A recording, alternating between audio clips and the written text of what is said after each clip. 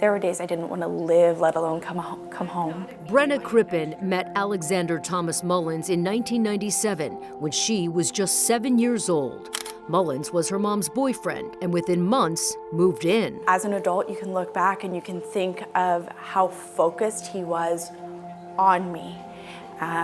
He was focused on making sure that I was very comfortable with sitting close to him. Soon after, Mullins married Brenna's mom and became very involved in the children's life, with her blessing. She trusted him from the beginning and really trusted him to be a caretaker and babysitter. Due to that trust, her mom often left early for work and relied on Mullins to take Brenna and her brother to school. That is when a lot of the abuse started to occur, is those early mornings.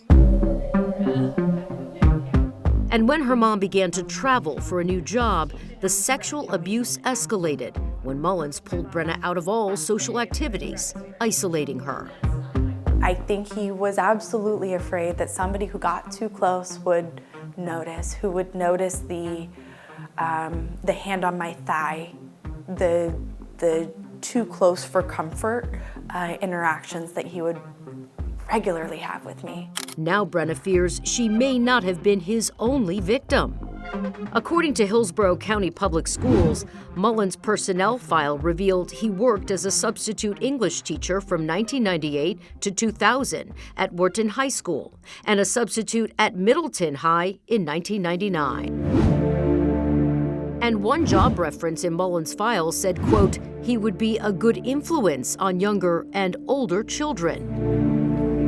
Brenna says he also helped coach her all-girls soccer team in Tampa. I have always wondered if there was anybody else on my teams who had inappropriate interactions with this person. A few years later, Mullins relocated the family from Florida to a small town in Pennsylvania. We lived in a farmhouse that was pretty isolated. There were no neighbors that I could run to.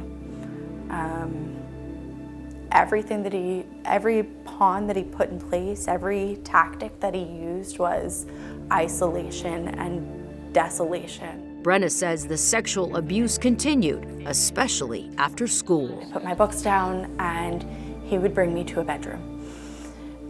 He would lock the front door behind me and my brother wouldn't be allowed to come in the house. Mullins even tried to convince her the sexual behavior was, quote, good for their relationship. From the start, he told me that this was something normal that occurred between father and daughter, that this made us family, that this made our bond closer and we were inseparable because of this. She began to believe it. It was complete mental manipulation to where I thought what was happening to me was normal and this was what happened in every family.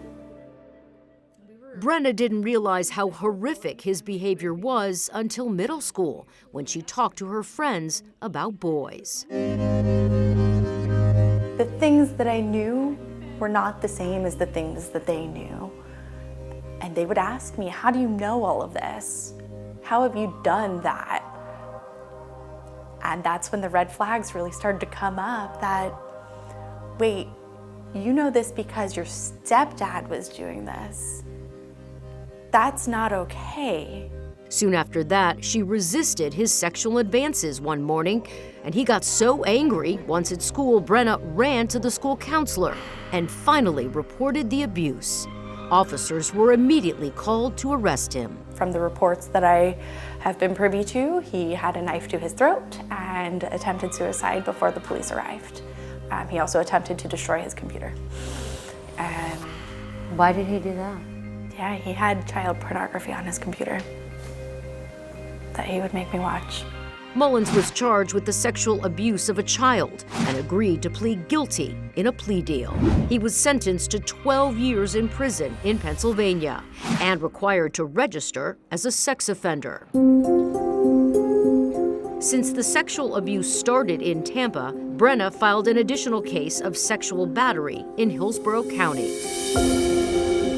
Mullins was supposed to be extradited to Florida immediately after serving time in that Pennsylvania prison. But somehow, the prison system made a mistake and released him. You can see in documents for the state attorney's office that the file was passed around and never fully moved on to the next steps in 2015, where he was due to be extradited.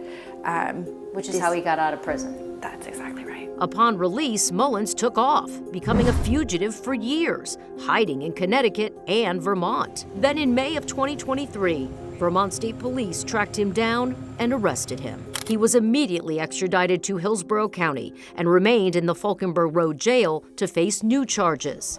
This time, he pled not guilty for sexual battery on a victim under 12 years old and lewd and lascivious molestation. He went to trial in January, and the verdict? Guilty on both counts and sentenced to life in prison.